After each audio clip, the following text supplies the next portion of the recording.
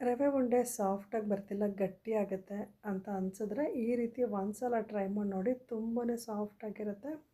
ಮಾಡೋದಕ್ಕೂ ಅಷ್ಟೇ ತುಂಬ ಸಿಂಪಲ್ಲು. ನೋಡ್ತಾ ಇದ್ದೀರಲ್ವ ಎಷ್ಟು ಸಾಫ್ಟಾಗಿದೆ ಅಂತ. ಹತ್ತಿ ಥರ ಸಾಫ್ಟಾಗಿರುತ್ತೆ.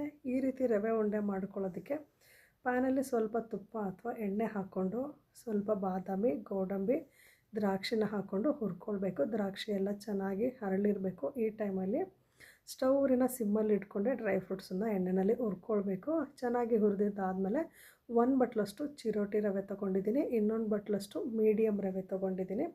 ಇದೆರಡು ಚೆನ್ನಾಗಿ ಹುರ್ಕೊಳ್ಬೇಕು. ಬರೀ ಚಿರೋಟಿ ರವೆ ಹಾಕಿದ್ರೆ ಏನಾಗುತ್ತೆ ಅಂದರೆ ಸಜ್ಜಿಗೆ ಥರ ಆಗಿಬಿಡುತ್ತೆ. ಹಾಗಾಗಿ ನಾನು 1 ಬಟ್ಲಷ್ಟು ಚಿರೋಟಿ ರವೆ, 1 ಬಟ್ಲಷ್ಟು ಮೀಡಿಯಮ್ ರವೆ ತೊಗೊಂಡಿದ್ದೀನಿ. ಅದಕ್ಕೆ 1 ಬಟ್ಲಷ್ಟು ಫ್ರೆಶ್ ಆಗಿರುವಂತಹ ತೆಂಗಿನಕಾಯಿ ತುರಿನ ತೊಗೊಂಡಿದ್ದೀನಿ. ತೆಂಗಿನಕಾಯಿ ತುರಿಲಿ ಬಿಳಿ ಭಾಗನ ಮಾತ್ರ ತೊಗೊಳ್ಬೇಕು. ಸ್ವಲ್ಪ ಕಪ್ಪು ಭಾಗ ಇದ್ದರೆ ಕಲರ್ ಚೇಂಜ್ ಆಗುತ್ತೆ ರವೆ ಉಂಡೆದು.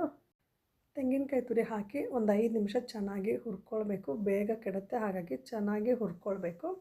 ನಂತರ ಸ್ಟವ್ನ ಆಫ್ ಮಾಡಿಕೊಂಡು 1 ಬಟ್ಲಷ್ಟು ಸಕ್ಕರೆ ಹಾಕ್ಕೊಂಡು ಚೆನ್ನಾಗಿ ಮಿಕ್ಸ್ ಮಾಡಿಕೊಂಡು ಪಾತ್ರನ ಕೆಳಗಿಳಿಸ್ಕೊಂಡು 1/4 ಬಟ್ಲಷ್ಟು ಹಾಲನ್ನು ತೊಗೊಂಡಿದ್ದೀನಿ.